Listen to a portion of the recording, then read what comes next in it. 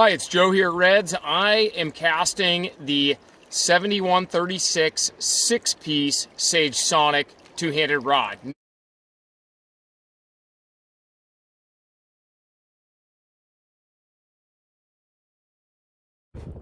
So there are situations where casting matters, and you can see I'm fishing this huge flat right here. This is big water.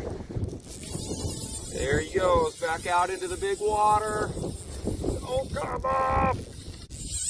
Woo! Thing's got some spunk.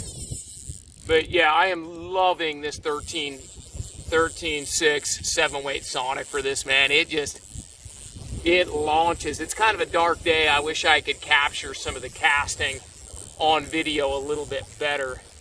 But I am loving the energy of this rod with that Rio Steelhead Scandi line on it. It just, I'm on the Washington side. I could probably fish Idaho from here. So there he is, beautiful buck on my Sage Sonic. There he goes, he's got away from me.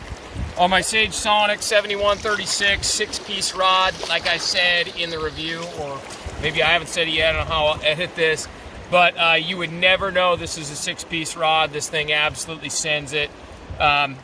It gets my highest endorsement. I never thought a 6-piece rod would cast as well as this does. I gotta get back in there for one more cast. New rod from Sage. I needed a two-handed rod that would handle all sorts of situations, and big water like this, the 13.5-foot 7-weight, is perfect for me. And then what's really cool about it is it breaks down very small. So you can imagine that in a tube. I can't remember the exact specs, but man, it packs down just like my standard single-hander. So if I'm traveling or putting it in a tube, I don't have long tubes like I used to with a lot of my other rods. So I'm fishing a Scandi style setup today, and I can give you a couple of tips just and feedback on the rod. One thing I will tell you, they print the grain weight windows right on the rod, which is pretty convenient, and they recommend 500 to 550 grain Skagit, 450 to 525 grain Scandi, and this Scandi is 520 grains if I remember correctly.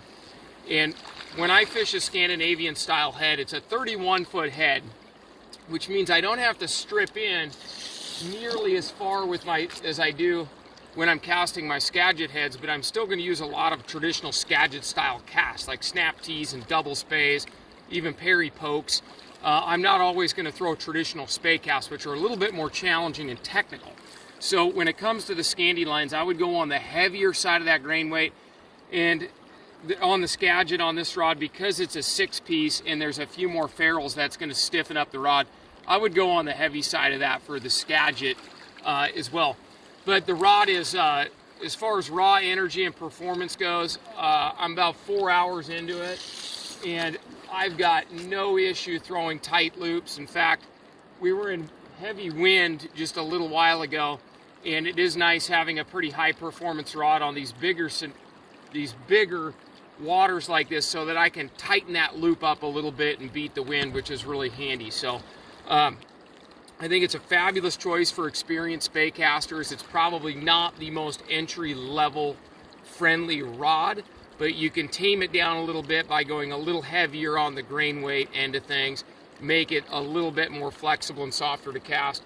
But as far as overall goes, Sonic two-hander is a fantastic rod.